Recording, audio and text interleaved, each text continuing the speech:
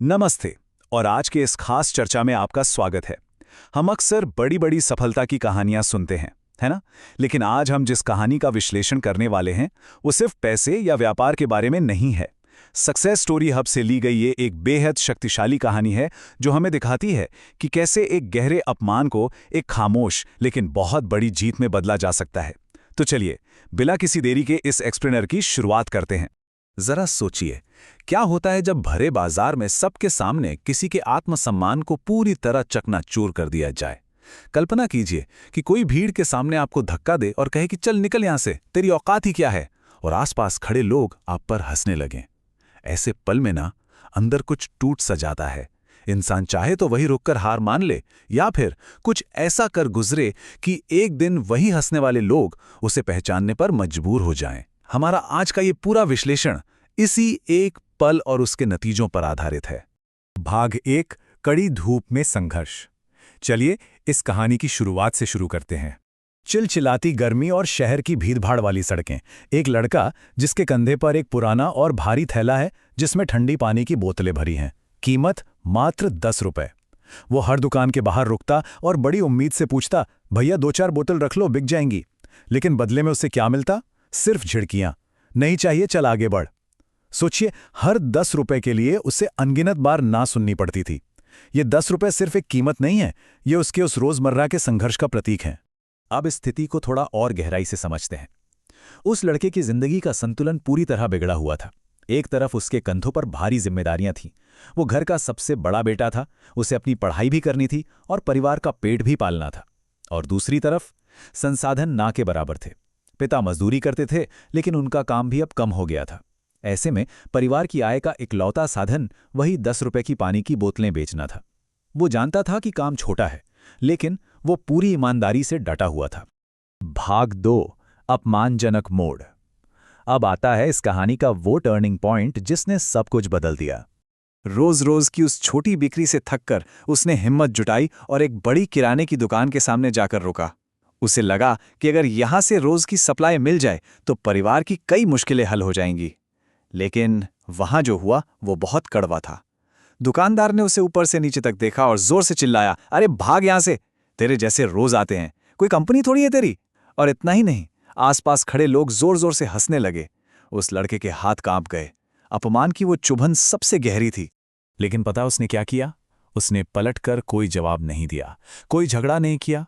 वो चुपचाप आंखों में आंसू लिए वहां से पीछे हट गया। पर उसके अंदर हार ना मानने वाला एक जज्बा था। उसी पल उसने खुद से एक बहुत बड़ा वादा किया, एक दिन मैं कंपनी बनाऊंगा और इसी दुकान में अपनी बोतल बेचूंगा। उस वक्त ये सपना बहुत बड़ा बल्कि नामुमकिन सा लग रहा था, लेकिन यही वो संकल्प है जो हमारी आज की इस कहानी की असल नींव है। भाग 3 है, एक सपने की रूपरेखा। अब देखते हैं कि उसने इस अपमान को कैसे अपनी ताकत बनाया।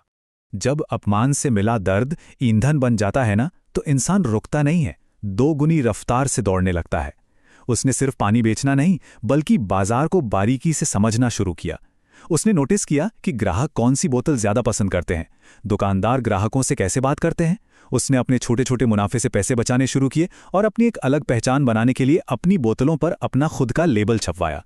उसने अपने उस दर्द को अपनी सबसे बड़ी शिक्षा बना लिया था। लेकिन जाहिर है, सफलता रातों रात तो नहीं मिलती। शुरुआती महीनों में कई बार उसकी बोतलें नहीं बिकती थीं, मन कई बार टूटता था। लेकिन सालों की मेहनत के बाद उसने अपनी एक छोटी सी उत्पादन इकाई शुरू की। जब भी उसे हार मान लेने का ख्याल आता तो उसे वही दिन याद आ जाता जब सबके सामने उसका मजाक उड़ाया गया था। और आखिरकार सालों बाद उसकी ये मेहनत रंग लाई। उसकी वो पानी की बोतल अब पूरे शहर में एक पहचानी जाने वाली ब्रांड बन चुकी थी। भाग 4, खामोश वापसी। अब हमारी कहानी उस बिंदु पर पहुंचती है जहां यह पूरा चक्र पूरा होता है। जरा अतीत और वर्तमान के बीच के इस अंतर को देखिए। एक समय था जब वो पैदल चलता था, कंधे पर भारी बैग होता था और लोग उसका मजाक उड़ाते थे। और आज वही इंसान अपनी खुद की कंपनी की गाड़ी में बैठा है। उसके हाथ में अपनी उसी ब्रांड की पानी की बोतल है जो अब बेहद सफद है और उसे सम्मान की नजर से देखा जाता है। उसने अपनी गाड़ी के ड्राइवर से कहा कि एक जगह चलना है, और गाड़ी जाकर रुकी ठीक उसी दुकान के सामने जहां से उसे कभी धक्के मारकर भगा दिया गया था। वो धीरे धीरे दुकान के अंदर गया। दुकानदार ने उसे देखा, लेकिन इतने सालों बाद जाहिर है वो उसे पहचान नहीं पाया। उस युवा ने बहुत ही शांति से पूछा, भैया क्या इस दुकान में मेरी कंपनी की पानी की बोतल रखी जा सकती है?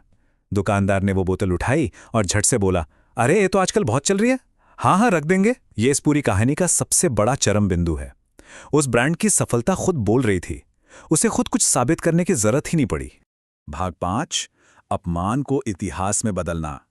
चलिए अब इस स्रोत सामग्री से कुछ गहरे सबक निकालते हैं जो हमारे बहुत काम आ सकते हैं। इस कहानी के मुख्य सबक बहुत ही स्पष्ट हैं।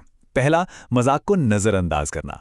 लोग क्या कहते हैं ये उतना मायने नहीं रखता जितना ये कि हम उस पर खुद पर कितना विश्वास रखते हैं। दूसरा, रिजेक्शन यानी अस्वीकृति को अपना ईंधन बनाना।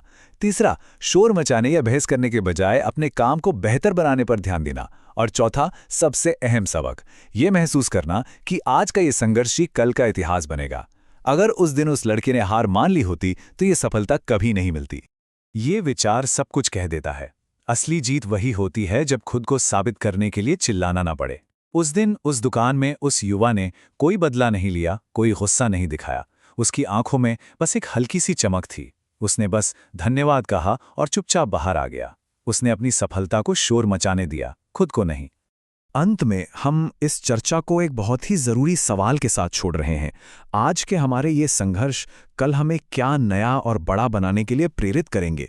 जीवन में लोग अक्सर हमें छोटा दिखाते हैं, हमारे सपनों पर हंसते हैं, लेकिन याद रखिए हमें खुद से कभी नहीं हारना है। अपमान को ताकत में बदलकर चुपचाप अपने लक्ष्य की ओर बढ़ते रहना ही असली जीत है। इस विश्लेषण से जुड़ने के लिए आपका बहुत बहुत धन्यवाद। उम्मीद है आपने इससे कुछ मूल्यवान जरूर सीखा होगा।